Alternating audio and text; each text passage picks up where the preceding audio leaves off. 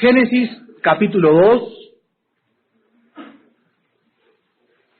versículos del 8, Génesis 2 del 8 al 17. Génesis 2 del 8 al 17. Y Jehová Dios plantó un huerto en Edén, al oriente, y puso allí al hombre que había formado. Y Jehová Dios hizo nacer de la tierra todo árbol delicioso a la vista y bueno para comer, también el árbol de vida, en medio del huerto, y el árbol de la ciencia del bien y del mal. Y salía de Edén un río para regar el huerto, y de allí se repartía en 4 brazos. El nombre del uno era Pisón. Este es el que rodea toda la tierra de Ávila, donde hay oro. Y el oro de aquella tierra es bueno. Ahí hay también bedelio y ónice. El nombre del segundo río es Gihón. Este es el que rodea toda la tierra de Cus. Y el nombre del tercer río es Hidekel. Este es el que va al oriente de Asiria. Y el cuarto río es el Éufrates. Tomó pues Jehová Dios al hombre y lo puso en el huerto de Edén para que lo labrara y lo guardase. Y mandó Jehová Dios al hombre diciendo: de todo árbol del huerto podrás comer, mas del árbol de la ciencia del bien y del mal no comerás, porque el día que de él comieres, ciertamente morirás. Vamos en esta noche, antes de abordar nuestro estudio, a recordar solamente que en la clase pasada, la Biblia es el único libro que nos revela realmente cómo somos y quiénes somos. Vimos en la clase pasada que el hombre es un espíritu, el hombre tiene un alma y el hombre vive, o sea, el alma y el espíritu viven dentro de un cuerpo. Estas 3 partes del ser humano, somos tripartitas, están totalmente interrelacionadas. Dios vimos que es espíritu y Dios solamente podía comunicarse con el hombre a través del espíritu. El alma es la mente, el alma es el intelecto, el alma son los sentimientos, las emociones, etcétera, etcétera. Y el cuerpo es solamente el envase o la botella donde el alma y el espíritu viven. Vemos nosotros aquí en nuestro estudio de esta noche, vean 1 Corintios 15:45, antes de abordar la libertad que Dios le dio al hombre. Quiero solamente acabar con el estudio del ser humano diciéndoles que la historia en el libro del Génesis de Adán y Eva no es un mito, y que antes de Adán y Eva no existió ninguna otra raza. Hay muchas leyendas de que a lo mejor antes de Adán había otra raza que Dios había creado. Bueno, todas estas cosas son filosofías, son mitos, son especulaciones. Y antes de continuar con el estudio esta noche, solamente quiero demostrarles que la Biblia demuestra de una forma muy clara de que Adán no fue un mito, de que no es un símbolo, de que no es una máquina, y de que antes de Adán no existió absolutamente nunca jamás un ser humano. Dice en 1 Corintios 15:45, por ejemplo, 1 Corintios 15:45, dice así: así también está escrito, fue hecho el, ¿qué dice? El primer hombre, Adán, alma viviente, el postrer Adán, espíritu vivificante. Ustedes saben que el postrer Adán es Jesucristo, de acuerdo a Romanos capítulo 5. Vean ahora Romanos 5:12. Solamente atrás en un libro, está antes de Corintios Romanos 5, versículo 12. Dice la Biblia: por tanto, como el pecado entró en el mundo, ¿por cuántos hombres? Por un hombre, y por el pecado la muerte, así la muerte pasó a todos los hombres, por cuanto todos pecaron. O sea que cualquier oído que ustedes presten acerca de la leyenda de que había 2 hombres o fueron 10 hombres y Dios creó un hombre en el Edén y Dios creó otro hombre en América, etcétera, etcétera, son meras especulaciones. Y Pablo en su primera carta a Timoteo le dice: cuídate de las genealogías, de los mitos y de las filosofías. Tradiciones que no tienen su origen en la palabra de Dios, sino en la imaginación del ser humano. Vean ahora 1 Corintios 11:9. Otra vez denle la vuelta a Romanos y tenemos a Corintios. 1 Corintios 11:9. Y vemos como el apóstol Pablo, vamos a ver el 8 y el 9. 1 Corintios 11, 8 y 9. Vean lo que dice Pablo. Aproximadamente 5,000 años después de Adán y Eva. Porque el varón no procede de la mujer, sino la mujer del varón. Y tampoco el varón fue creado por causa de la mujer, sino la mujer por causa del varón. Ahora vean 1 Timoteo capítulo 2. Vean cómo todo el Nuevo Testamento nos muestra la veracidad de Adán y de Eva. Fueron dos seres realmente de carne y hueso, creados, hubo un huerto del Edén, hubo una caída, etcétera, etcétera. 1 Timoteo 2:13. Porque Adán fue formado primero, después Eva. Ahora vean Mateo 19, de las palabras mismas del Señor Jesucristo, Mateo 19. O sea, por todo el Nuevo Testamento aparece el nombre de Adán, no como una parábola, ni una metáfora, ni una alegoría, sino como algo realmente existente. Mateo 19, del 4 al 6. Aquí es el Señor Jesucristo el que está hablando. Él respondiendo les dijo, ¿no habéis leído que el que los hizo al principio, varón y hembra los hizo? Y dijo, por esto el hombre dejará padre y madre, y se unirá a su mujer, y los dos serán una sola carne. Así que no son ya más dos, sino una sola carne. Por tanto, lo que Dios juntó, no lo separa el hombre. Vemos pues a Pedro, vemos a Pablo, vemos a Cristo en el Nuevo Testamento, que confirman que la historia de Adán y Eva fueron verídicas. Que hubo una pareja, que fue primero Adán, después fue Eva, que hubo una caída, etcétera, etcétera. Y a Adán se le menciona más de 7 veces en el Nuevo Testamento. Muy bien, vamos entonces, de acuerdo a esto, a hacerles algunas preguntas a los evolucionistas en esta noche. Señores evolucionistas, ustedes saben que el chango es un cuadrúpedo, o sea, el chango anda sobre sus 4 patas. El hombre es el único de los mamíferos, repito, que anda sobre sus 2 pies. Pregunta, ¿cómo pudo un hombre simio, durante millones de años, tambaleándose por ahí, en la incomodísima posición inclinada? ¿Cómo pudo adaptarse a esa nueva posición? Entre andar en 4 patas, andar en 2 patas. Número 2, en el pie humano, los 5 dedos que tenemos nosotros en el pie, todos están unidos por un solo músculo. Por lo que el dedo gordo del pie humano no puede hacer nada con fuerza. Trata con el dedo gordo del pie, agarrarte una rama y te vas a dar un trancazo, pero tremendo. Ahora escuchen esto, en el chango, principalmente el chango agarra las ramas con su dedo gordo del pie, utilizándolo como el pulgar y accionándolo como un músculo separado de los otros 4 dedos. Pregunta, ¿cómo hubiera podido llegar a pasarse de un pie con 4 dedos y un pulgar con un músculo totalmente separado a un pulgar con 5 dedos y un solo músculo?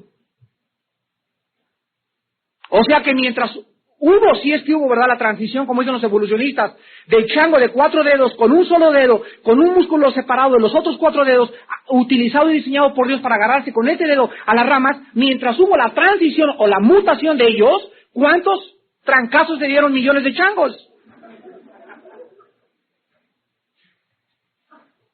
¿Cómo hubiera podido llegarse a pasarse de un pie con 4 dedos y un pulgar a un pie con 5 dedos en línea? Un hombre simio, con el poder de asirse debilitado, se hubiera caído de las ramas y se habría quebrado el cuello. Eso es lo que hubiera pasado. Esto demuestra solamente algo, que el hombre es una especie absolutamente diferente a la de los changos. Si tu abuelito se parece a un chango, ¿verdad? Ese es el problema de tu abuelito. Vamos al Génesis entonces, y en el capítulo 2, vimos en el versículo 8, que aun cuando Dios le había dado al hombre todo absolutamente el planeta Tierra como un dominio, sin embargo, Dios le asigna al hombre un pedacito o un nidito de amor. Dios le asigna al hombre un nidito de amor y un lugar específico en el mundo entero. Esto nos demuestra lo siguiente. Vamos a ver más adelante que Adán no le dio a Dios una hamaca y le dijo, Cocos, ¿verdad? Sol, ponte tus lentes, Adán, tranquilo. Y la dolce vita es no hacer nada. Antes de que hubiera pecado, vemos que la dolce vita, ¿verdad? La vida fácil no es realmente el ocio. Nunca ha sido el propósito de Dios que ninguna criatura deje de trabajar. Cristo dijo, hasta ahora yo y mi Padre trabajamos. Acordémonos que hubo un día del reposo, el séptimo día, pero hubo una caída. Y en cuanto vino la caída, Dios dejó de reposar. Dios se puso a trabajar. Y cuando Cristo vino al mundo, dijo, mi Padre hasta ahora trabaja. O sea, ¿en qué estaban trabajando? Comenzaron a trabajar en el plan de la redención. Entonces dice la Biblia que este lugar, este cachito de cielo que les puso en la tierra, este rinconcito maravilloso, dice la Biblia, versículo 8, que era con el nombre de Edén. Y nos dice la posición geográfica exacta, al oriente. Estamos hablando de la Palestina. Quiero decirles a ustedes que la palabra Edén en el hebreo significa dos cosas. En primer lugar, significa lugar agradable.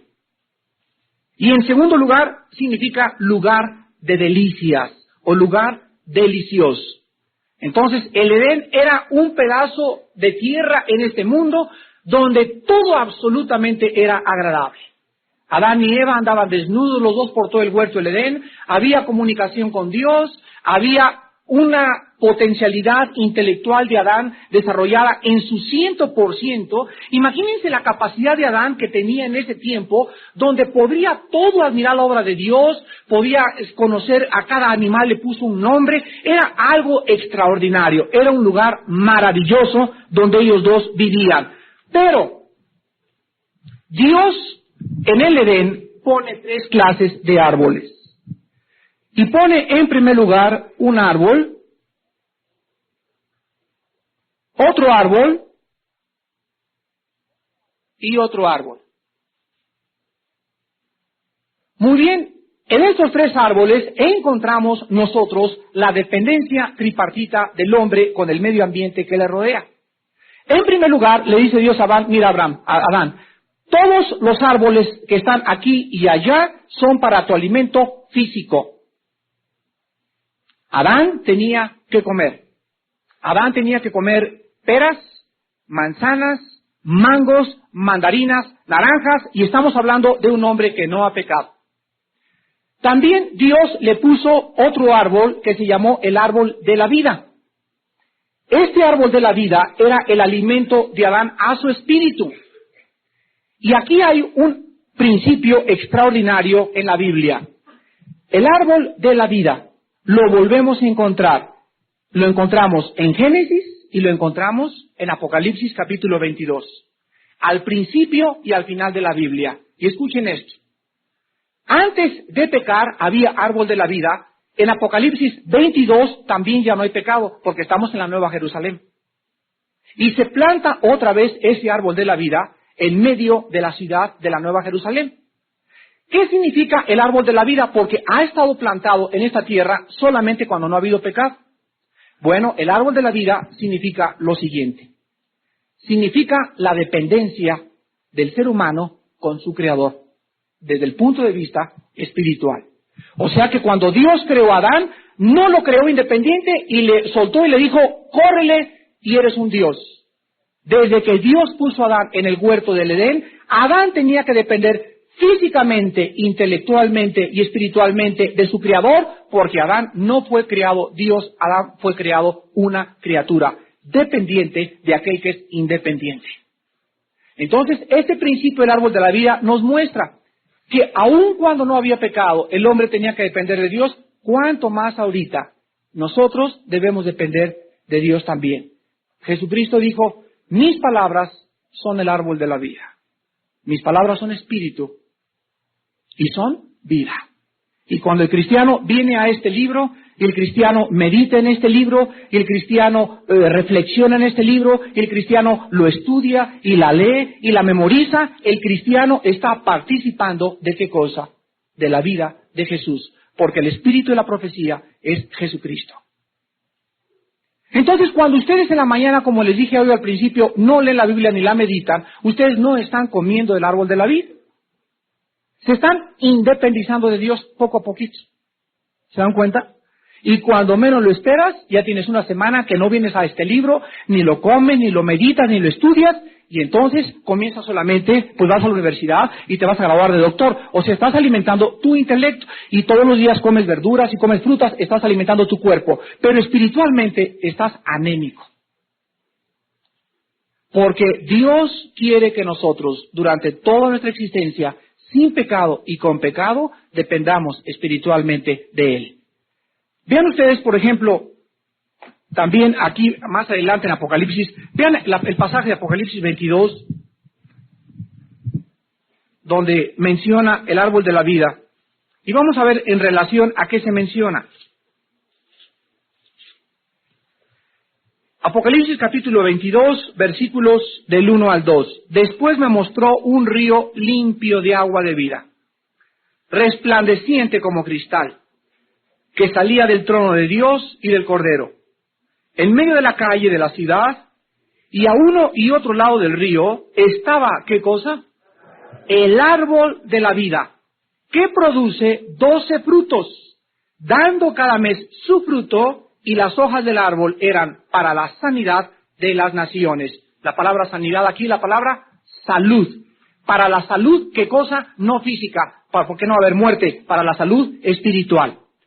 Entonces aquí encontramos que en estos tres árboles, Dios interrelaciona al hombre con lo que realmente Dios quería que el hombre supiera, que era un hombre dependiente. Pero había un árbol, y quiero que vean ustedes que el pecado de Adán, abran bien los oídos, el pecado de Adán fue a través del intelecto. El árbol del conocimiento del bien y del mal. El conocimiento apela a la mente. En otras palabras, Adán, no trates de penetrar o de independizarte espiritualmente de mí y querer con tu mente penetrar a conocer el mal.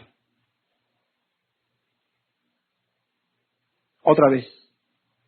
Abran bien los oídos, porque esto es precisamente el problema de todos los que están metidos en filosofías orientales. Adán, no te independices de mí, o sea, no te separes espiritualmente y quieras penetrar a conocer el mal a través de tu intelecto. Cuando el cristiano estudia, por ejemplo, cuando yo me metí a estudiar la filosofía de los griegos y cuando estudié los mormones y cuando estudié los testigos de Jehová, yo no vine con mi mente, vine con mi espíritu. Y yo venía a probar con la Biblia, no a lo que ellos decían, sino con la Biblia ya conociéndola, juzgando y discerniendo espiritualmente lo que José Smith había dicho. Entonces, cuando tú estás tan empapado de esta verdad que es la palabra de Dios, tú puedes distinguir inmediatamente el error. Pero cuando tú no tienes conocimiento de Cristo profundo en la Biblia y te metes a estudiar filosofía y sectas sin la guía de un maestro cristiano, te quedas ahí muchas veces y no sales. Vean ustedes en 1 Timoteo.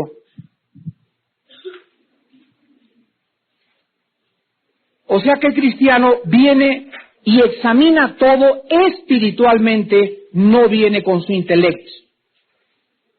1 Timoteo capítulo 1.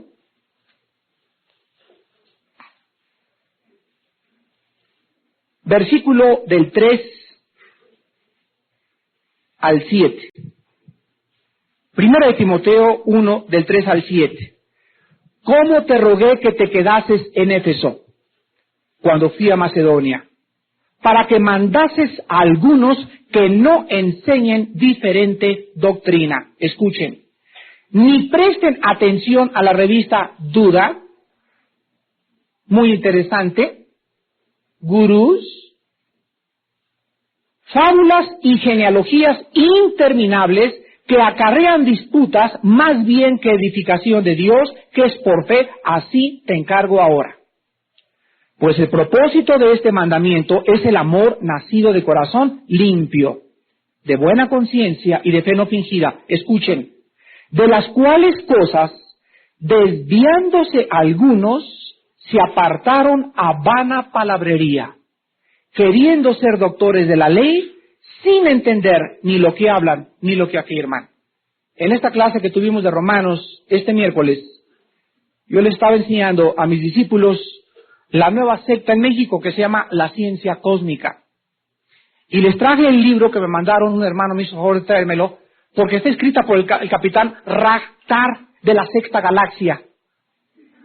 Y dice que esta revelación la recibió de mundos extraterrestres y que él es el hombre que viene a esta galaxia a mostrarnos la forma de entrar a esta galaxia.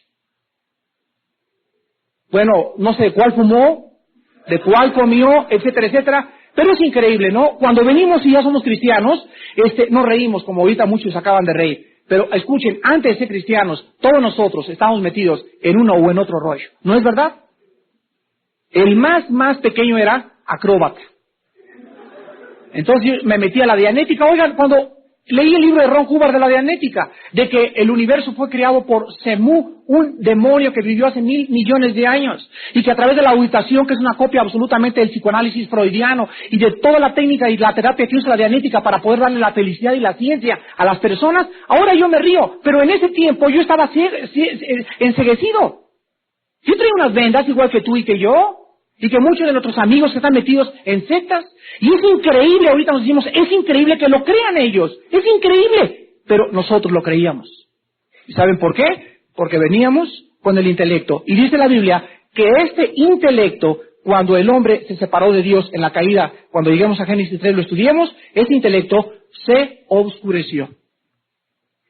Efesios 4, 22 al 25, y Romanos 1 del 18 al 25. Se oscureció. Entonces el hombre, separado de Dios en pecado, está en su intelecto oscurecido y al mismo tiempo envanecido en sus razonamientos. Aquí él cree, en un foco de 60 watts, él cree poder penetrar en los misterios profundísimos a través de ¿qué? Quiere penetrar a través de una ciencia cósmica, a través de la dianética, a través de la meditación, se une a sectas, busca movimientos, va a los espíritus a que se lo revelen con los mediums, se mete al espiritismo, porque el hombre aquí anhela penetrar en aquello que es insondable, más que a través del Espíritu de Dios. Ya lo vimos en 1 Corintios 2, ¿quién de los hombres conoce las cosas del Espíritu? Sino el Espíritu del hombre que está dentro del hombre. Entonces, el hombre cuando quiere conocer, tiene que ser a través del Espíritu. Dice 1 Juan 4:1, amados, probar los espíritus.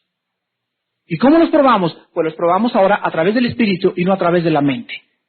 Entonces, esto es vital para nuestra comprensión y nuestro entendimiento, porque en este árbol del conocimiento del bien y del mal, Adán, ¿no tiene por ahí una toallita mojada o húmeda que me puedan facilitar? Se lo voy a agradecer si me la traen, por favor, un Kleenex mojado. Adán entonces no podía penetrar acá. Dios no quería, en otras palabras, que Adán usara el intelecto separado del espíritu, porque al penetrar en el mundo del mal, que existía ya por la existencia del príncipe Luzbel o del querubín protector que la Biblia llama Satanás, Adán se separaría espiritualmente. Tiene que estar húmedo, ¿eh? Gracias. Muy bien. Ahora quiero que ustedes, por favor, comprendan lo siguiente. Dios, de acuerdo a la Biblia, no creó al hombre un robot. Vuelvo a repetir, Dios no hizo un robot con el ser humano. Dios lo creó con una capacidad. Y la capacidad más grande que nosotros tenemos como seres humanos, este fue el error más grande que pudo tener Carlos Marx, la capacidad de poder ejercer libremente nuestra voluntad, la capacidad del libre albedrío. Escuchen ustedes, para que haya voluntad o para que haya libertad, no puede haber un solo camino, ¿o sí? Bueno, si hay un solo camino, no es libertad, porque la libertad necesita opción para poder escoger. Entonces, en la libertad existe un camino y existe el otro camino. Y en el centro, en la encrucijada, se encuentra el ser humano responsable como un agente moral delante de su Creador, y el ser humano va libremente a determinar escuchen esto, su existencia eterna. La decisión que tú tomes en esta noche va a determinar y a marcar tu futuro eterno. ¿Cristo o la mentira? ¿La bendición o la maldición? Vean Deuteronomio capítulo 11. Deuteronomio en el Antiguo Testamento, capítulo 11. Versículos 26 y 27. Deuteronomio 11, 26 y 27. He aquí yo pongo hoy delante de vosotros dos cosas: la bendición y la maldición. La bendición, si oyereis los mandamientos de Jehová vuestro Dios, que yo os prescribo hoy. Y la maldición, si no oyereis los mandamientos de Jehová vuestro Dios, y os apartareis del camino que yo os ordeno hoy, para ir en pos de dioses ajenos que no habéis conocido. Yo soy un prisionero, y estoy encerrado en la cárcel, y en ese momento me sueltan las esposas, y me dice el juez: Armando, eres libre. Y salgo de la cárcel. Y volteo, y le digo: ¡ah, libre! ¡Gracias a Dios! ¡Ahora sí! Me grita el juez. ¿Te acuerdas en qué consiste la libertad, Armando? En hacer lo que me da la gana. No, eso es libertinaje. La libertad consiste, Armando, en que cuando tú salgas te portes bien. Porque si te portes mal, regresas otra vez al reclusorio Oriente. Entonces, la libertad no consiste en hacer lo que nos da la gana, sino en hacer lo que debemos hacer. Lo que sabemos que es correcto moralmente. Hace una semana en la Universidad del Valle de México, en la Facultad de Administración de Empresas, me manda una pregunta una muchacha y me dice: señor Altuchin, ¿por qué usted en toda su conferencia tenía que meter forzosamente la moral? Fíjense nada más la calidad de la pregunta, ¿por qué en toda su conferencia tenía usted que meter el tema moral? O sea, no le gustó nada a ella que constantemente yo insistía: si no hay moral, no hay bases. Si no hay bases, eres un animal. Si eres un animal, estás totalmente viviendo como una persona condenada ya en esta vida por toda la eternidad. La moral es nuestra base sobre la cual construimos nuestra vida, nuestro hogar, nuestro trabajo, todo. Cuando no hay moral, no hay Dios. Si no hay Dios, eres un libertino. Si eres un libertino, eres un anarquista. Si eres un anarquista, llegarás a la degeneración moral. Entonces no podremos separar, como dice el Salmo 11.3, si los fundamentos fueran quitados. ¿Cuáles son los fundamentos? ¿Sobre qué está construida mi vida? Sobre una base moral. Fíjense, si yo no tengo una base moral, yo le soy infiel a mi esposa. ¿Ya? Si no tienes una base moral, te las truenas. Si no tienes una base moral, copias en los exámenes. Si no tienes una base moral, no te importa cometer fraude, o robar, o evadir impuestos, porque toda la base y la existencia del ser humano tiene que tener una base, y al hombre no le gusta tener esa plataforma que sea moral, y no le gusta pararse. Al hombre huye en cuanto oye la palabra moral o ética moral, huye porque el hombre quiere vivir y ejercer libremente la mentira. ¿Y saben por qué? Porque es más fácil vivir lejos de la moral que vivir arriba de la moral. Por eso el camino que conduce a la perdición es ancha y espaciosa la puerta, y la mayoría van por ella. Entonces es importante que nosotros sepamos lo siguiente: Adán era un ser creado, y la santidad de Adán era condicionada, la libertad de Adán era condicionada. Adán estaba y había sido creado en un estado de prueba. ¿Saben qué? Gracias a Dios de que Dios sabía que Adán iba a caer. Porque ya cuando Adán cayó, ya había algo preparado, había un plan preparado para mostrar la gracia de Dios en la caída del hombre y demostrarle al hombre las abundantes riquezas de su gracia para con nosotros en Cristo Jesús. Entonces, Adán era un agente moral libre y él podía escoger no amar a Dios. Si Dios hubiera creado robots, nos hubiera dado cuerdas, hubiera dicho: ámame, ámame, ámame, ámame, ámame, ámame, ámame, ámame, ámame, ámame, ámame, como robots. Pero el hombre se encuentra de repente que es un ser moral, que él tiene libertad de acción, pues aquí tiene un camino, aquí tiene el otro, estaba representado en el árbol del conocimiento del mal, y el hombre podía rechazar, podía aceptar, podía ejercer libremente lo que él quería. Gracias a Dios, repito, que Dios sabía todo lo que iba a pasar, nada lo tomó por sorpresa y Dios preparó al Cordero desde antes de la fundación del mundo para mostrar las abundantes riquezas para con nosotros en su gracia. Ahora hay una cosa importante. Tú puedes preguntar, bueno, ¿Dios es todopoderoso? Sí. Muy bien. Si es todopoderoso, ¿por qué no impidió que cayera el hombre? Te voy a contestar. Dios es todopoderoso, pero el poder de Dios no consiste en hacer lo que a Él le da la gana, sino lo que su santa sabiduría le dicta.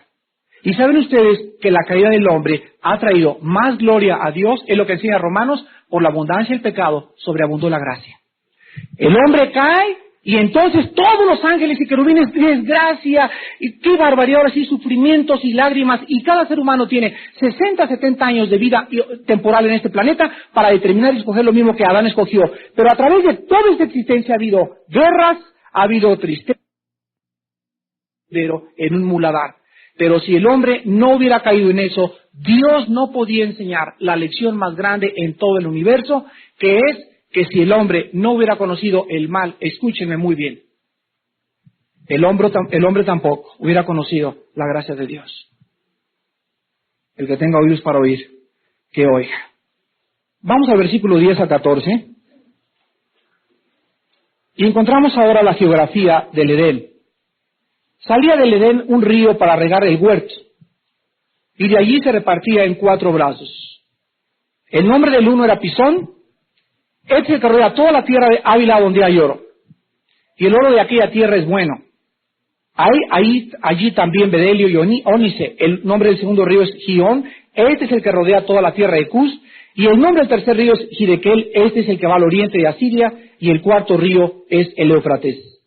Vemos aquí la información geográfica, no solamente de la localización del huerto, sino también del sistema que proveía al Edén del agua. El jardín necesitaba, ustedes saben, una grande provisión de agua. El jardín estaba lleno de plantas exuberantes. El jardín estaba lleno de árboles frutales. El jardín estaba lleno de orquídeas y de margaritas y de flores, etcétera, etcétera. Pero el jardín también necesitaba agua, porque todo jardín necesita agua para poder subsistir. Y vemos que dice la Biblia que en el versículo 10 que salía de Edén, o sea, de dentro del Edén salía un río para regar el huerto, y de allí se repartía en 4 brazos. Quiero que vean muy bien esto. Este es el huerto del Edén. Entonces dice la Biblia que salía del Edén. Aquí está el Edén, y estaba dividido en 2, en el Edén y en el huerto. ¿Por qué? Porque dice que del Edén salían un río para regar el huerto, salía otro río y salía otro río. Entonces, dentro del jardín del Edén encontramos 2 divisiones, el Edén y el huerto. Le llamamos el huerto el Edén, así como le llamamos al Hades el Sheol y el paraíso. Era el mismo lugar, pero dividido. Pero del Edén salía los 4 ríos. Y vamos a encontrar que el primer nombre del río se llamaba Pisón. El segundo, Gihón. El tercero, Hidekel. Ustedes saben que el Hidekel es un nombre que en todos los monumentos asirios se le da también al Tigris. Este río se vuelve a mencionar en Daniel capítulo 10, donde se localiza en nuestros tiempos modernos como el río Tigris. Y el Éufrates, que existe actualmente en el Asia Occidental, y ustedes saben, todos los que conocen acerca de geografía, que el río Tigris tiene 2 fuentes. Una está cerca del monte Ararat y la otra en Erzurum.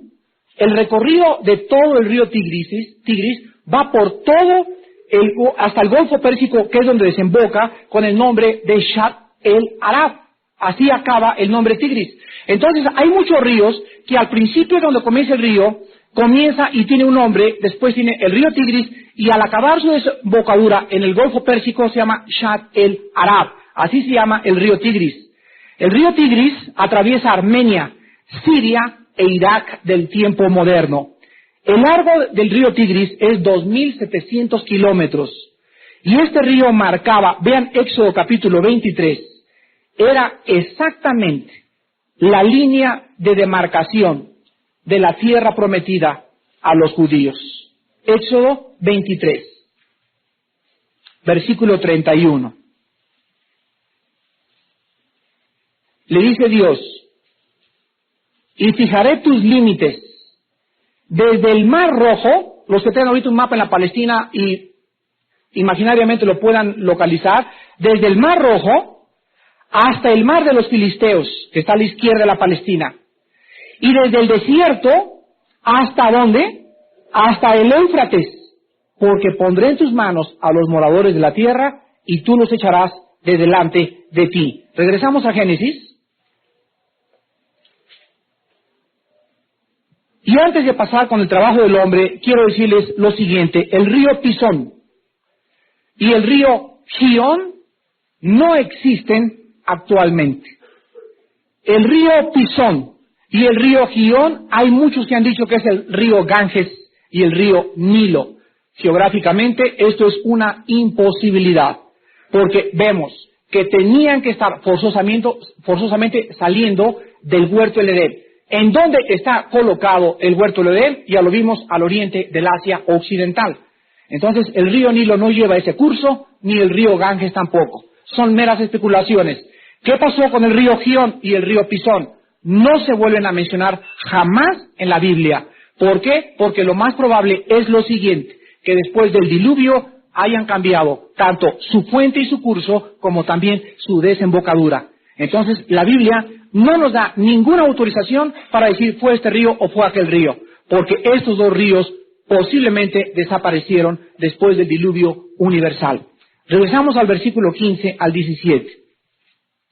Y no vamos a encontrar a Adán en Cancún, en una hamaca, tomando un coco. Tomó pues Jehová Dios al hombre y lo puso en el huerto de Edén. ¿De qué nos habla esto? ¿En dónde fue creado Adán? ¿En el huerto del Edén? No. Fue creado en otro lugar. Porque nos dice la Biblia, tomó pues Dios, o sea, aquí está Adán.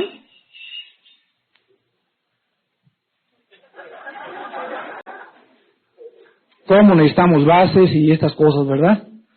Entonces Dios hace lo siguiente: agarra a Adán y dice en el original, en la gramática hebrea, lo pone, o sea, lo transporta en el huerto del Edén. O sea, la creación de Adán fue en un lugar y su colocación en el huerto fue una cosa absolutamente subsecuente a su creación. Pero Dios no creó en ese lugar a Adán, sino que lo creó en un lugar y dice, después de crearlo, lo tomó, o sea, originalmente, y lo puso en el huerto del Edén. Ahora ven ustedes a continuación lo que dice: para que descansara en una hamaca, para que todo el día contemplara las estrellas, para que se echara loción y se asoleara, para que lo labrara y para que lo guardase. Hermanos, en Jesucristo aquí encontramos algo asombroso. La palabra labrar, en el original hebreo, es la palabra abad. Abad. Así como hay monjes, ¿verdad?, que se llaman, él es el abad. La palabra abad significa literalmente sembrar, servir y trabajar. Y la otra palabra, que es más interesante, es la palabra shamar, que se usó y se tradujo guardar. La palabra shamar, o sea, que guardes el huerto, significa cercar alrededor, hacer guardia, cuidar, proteger y vigilar. Entonces, el hombre se encuentra ante el Edén y tiene dos funciones. En primer lugar, va a trabajar la tierra. No había espinas en la tierra, ni tampoco sudaba Adán para poder trabajar. Y en segundo lugar, lo tenía que guardar.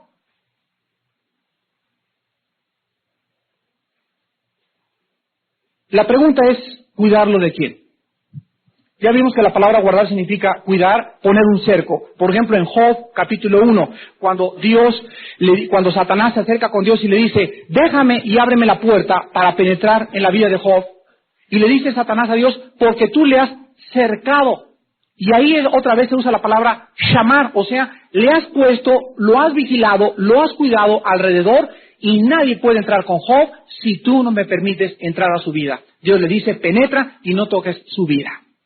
Toca todo lo que él tiene. Entonces, esta palabra shamar significa poner un cerco. Vean ustedes, en primer lugar, lo siguiente. El trabajo era una bendición para Adán, pues Adán no tenía que sudar para poder trabajar. El mundo ideal, queridos amigos sociólogos, el mundo ideal no es el mundo donde reine el ocio. Hay una filosofía china, yo la estudié hace como 14 o 15 años, y es un libro así de grueso que se llama La sabiduría china de Xing Gong Man. Este libro dice que el máximo del éxtasis de la felicidad es llegar al momento en que no tengas que trabajar.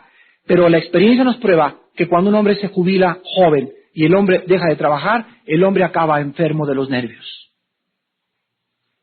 Y no hay ninguno de ustedes que llegue a los 60, a los 70 años de edad y que esté jubilado o que deje de trabajar, que si no se hace o se encarga en ocuparse en algo y en tener ocupada su mente, va a acabar como un vegetal. En primer lugar, sus nervios van a ser afectados. Fíjense qué cosa tan interesante, ¿verdad? Qué fenómeno tan interesante. Las personas que no trabajan son las personas más nerviosas que existen. ¿Por qué? Porque Dios diseñó que el hombre trabajara. Vean ustedes en Segunda de Tesalonicenses, capítulo 2.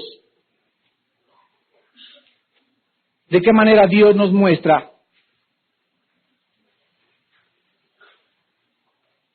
que el peor testimonio de un cristiano es el holgazán. Vuelvo a repetirles lo que le dije. Va para ustedes jóvenes y va para ustedes maridos irresponsables, desobligados, flojos, haraganes, apáticos.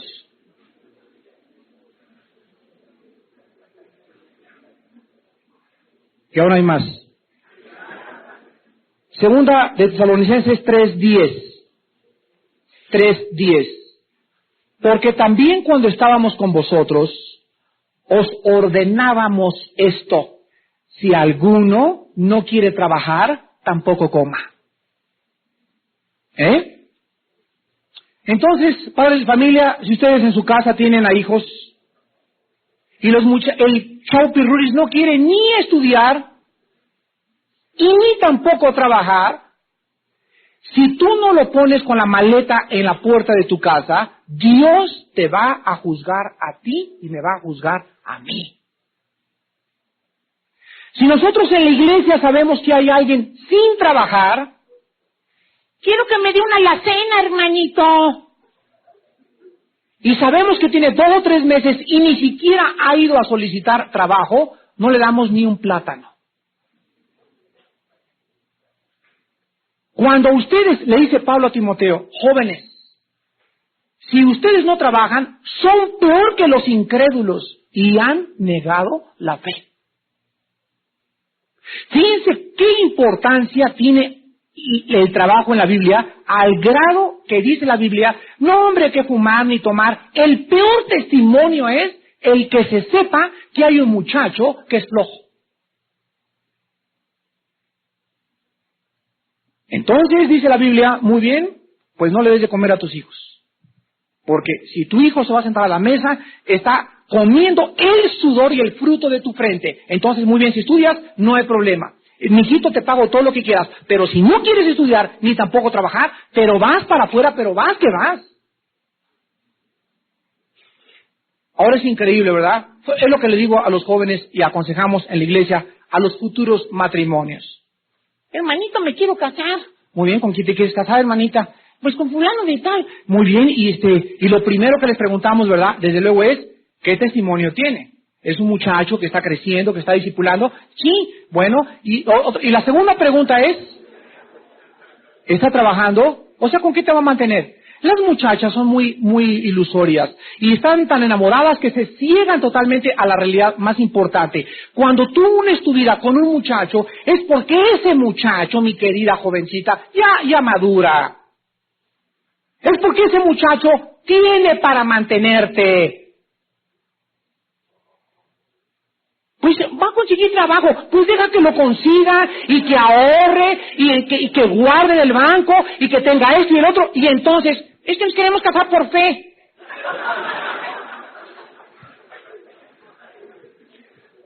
¡Qué barbaridad! Entonces se casan, el trabajo que tenía le duró un mes, ella está embarazada ya vienen los niños y él no tiene trabajo. Violó una ley divina, va a recoger el fruto de su camino. Todo lo que el hombre sembrare, eso también cosechará. Asegúrense, acuérdense ustedes de lo siguiente, que la fe no está divorciada del sentido común. Vuelvo a repetir, la fe no está divorciada del sentido común. Una cosa es mansedumbre, otra cosa es mensedumbre. Entonces, tú eres una muchacha cristiana y tú tienes la obligación delante de Dios de tener la seguridad de que tu esposo no es un haragán. Ahora, no te cases con un muchacho que tenga apenas 1 año trabajando o 6 meses trabajando. Ojalá que puedas saber que tiene ya 2, 3 años trabajando con su papá, o que está haciendo esto, o que está haciendo aquello, o que se acaba de recibir. Pues dale un chance a que se reciba, a que comience a rascarse un poquito, a colocar un departamento, a juntar un poco de dinerito, y entonces te casas. Si no, van a sufrir mucho. Ahora, si tú tienes el testimonio de que ni siquiera es el primer trabajo que va a conseguir, y que su papá lo ha querido ayudar, y que hermanos le han ofrecido trabajo y no ha querido trabajar, te vas a casar y vas a casarte realmente con una persona que te va a sacar, va a hacer espinas a tus ojos y espinas a tus costados. Entonces la Biblia es clarísima respecto al trabajo. Ahora, regresamos a Génesis y en último lugar encontramos que Dios le dice al hombre, más bien le advierte al hombre, la primera advertencia divina, versículo 16. Muy bien, Adán, de todo árbol podrás comer. Pero, versículo 17, del árbol de la ciencia, la palabra ciencia aquí es conocimiento. Del árbol del conocimiento de la ciencia del bien y del mal, no comerás, porque el día que de él comas, ciertamente morirás. Aquí encontramos nosotros, compárenlo con Romanos capítulo 5, Romanos 5, 19. Muchos han dicho el pecado de Adán fue el orgullo, el pecado de Adán fue el sexo, el pecado de Adán fue esto, el pecado de Adán fue aquello.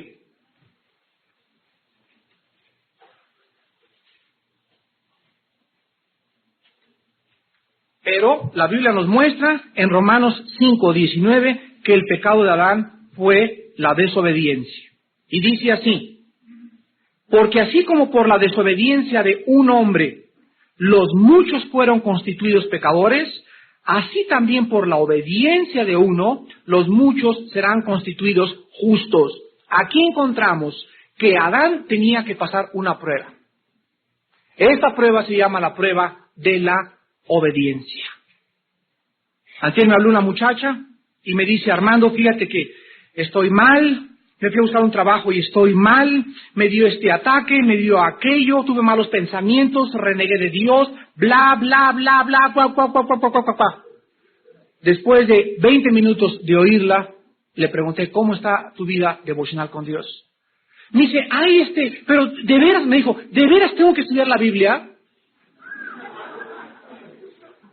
¿Cuántos años tienes en Cristo, hermana? Pues tengo 2 años, me dijo. Le dije, mira, entiéndanlo. ¿Obedeces? Hemos sido llamados a obedecer el Evangelio. ¿O estás viviendo en pecado? Ahora, ¿en qué debemos obedecer? En lo más elemental, diario tener un devocional con Dios. Por favor, obedezcan a Dios. Separados de mí, nada podrán hacer. Entonces disciplina tu vida, que me da flojera levantarme, pues disciplina tu vida en la mañana, y tú tienes que luchar contra la pereza, contra la apatía, contra el despertador, contra todo, pero tienes que vencer y desarrollar el hábito de tener un tiempo con Dios diario. Y hasta que ustedes no tengan este tiempo con Dios diario, ustedes están viviendo en desobediencia. ¿Por qué? Porque dice Josué 1, 8 y 9, día y noche meditarás en este libro de la ley, para que hagas prosperar tu camino, y lo dice bien claro, ya más claro no se puede, por favor. Entonces harás prosperar tu camino y todo te saldrá bien. Entonces, no antes. Pero los cristianos viven en desobediencia. ¿Y creen? ¿De veras es en serio? Es en serio. Tan en serio que Él tuvo que pagar por ti y por mí en esa cruz. Y tan en serio que no había otro camino más que la muerte de Cristo y su palabra santa para que pudiéramos tener vida y vida en abundancia. Cualquiera de ustedes que quiera volver a repetir el pecado de Adán está separado de Dios. La palabra muerte significa separación. Y el próximo estudio hablaré de lo que es la muerte física, la muerte espiritual y la muerte eterna. Y estas tres muertes cayeron sobre Adán. No fue la muerte física porque él vivió 930 años. Pero en ese momento vamos a ver cómo su alma y su cuerpo se separaron de su espíritu. Y Adán, desde ese momento, comenzó a depender de sus 5 sentidos. Lo que veía, lo que oía, lo que tocaba, lo que gustaba, lo que podía oler. Por eso hay ateos que dicen, no creo lo que no veo. Pero la Biblia nos muestra, en la Biblia nos muestra un mundo que hay donde hay sentidos, oídos espirituales, hay ojos espirituales, hay un corazón espiritual donde podemos hacer contacto con ese mundo a través de nuestro espíritu. Y solo el cristiano nacido de nuevo puede volver a recobrar ese estado de muerte espiritual. Oremos. Señor, te damos gracias en esta noche por tu palabra otra vez y por volvernos a recordar que el pecado de la primera criatura que tú hiciste, que tú creaste, fue un pecado de desobediencia. ¿Qué nos enseña esto? Nos enseña lo siguiente. Todas las criaturas que tú has creado no han sido creadas robots. Pudiste haber creado un mundo de Disneylandia de seres que no ejercieran ni libertad, ni responsabilidad, ni tuvieran delante de ellos un libre albedrío. Sí lo pudiste hacer, pero no lo hiciste. En los insondables consejos de tu sabiduría y el profundo conocimiento de tu mente, tú diseñaste a una criatura libre como un agente moral. Y esta criatura tenía que obedecer o desobedecer voluntariamente. Gracias, Padre, porque tú sabías que él iba a desobedecer y al mismo tiempo que el hombre cosechó bajo su propia responsabilidad, tú ya tenías preparada la camilla donde íbamos a caer. Gracias, Padre, por haber tenido preparada también la medicina, porque así como abundó el pecado, tu gracia ha sobreabundado. Y ha sido más grande el beneficio por la caída del hombre que si el hombre no hubiera caído. Oh profundidad de tus riquezas, de tus juicios y de tus caminos, porque mis caminos no son vuestros caminos, dice el Señor. Padre, gracias porque todos nosotros, 6,000 años después, tenemos todos los días la misma opción de Adán, vivir en obediencia o vivir en desobediencia. La obediencia atrae bendición, la desobediencia maldición. Y tú nos los explicas, nos adviertes, y eres un Dios justo y nos dices el fin de cada camino. Tú no nos amenazas ni nos fuerzas a vivir solamente en la vida de bien. Tú nos dejas escoger, porque si no pudiéramos escoger, no habría juicio. Y en el día del juicio, tú podrás demostrar ante todas las criaturas celestiales y angelicales del universo que cada persona que se fue al infierno, tú no la mandaste. Ellos libremente, en esta corta vida que nos diste, escogieron creer la mentira. Ellos se fueron porque ellos quisieron irse desde esta propia vida. Padre, gracias porque tus juicios son justos y porque en esta noche nos hablas también de tu amor. De tal manera amó Dios al mundo, que ha dado a su Hijo unigénito.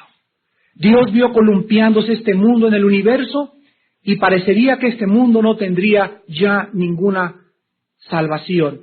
Pero Dios interviene en el espacio y en el tiempo, toma la forma de un hombre, toma la forma de un siervo, nos habla y nos llama, nos toca la campana de alarma y nos dice, el hacha está puesta a los árboles. Está establecido a los hombres que mueran una sola vez y después de esto el juicio.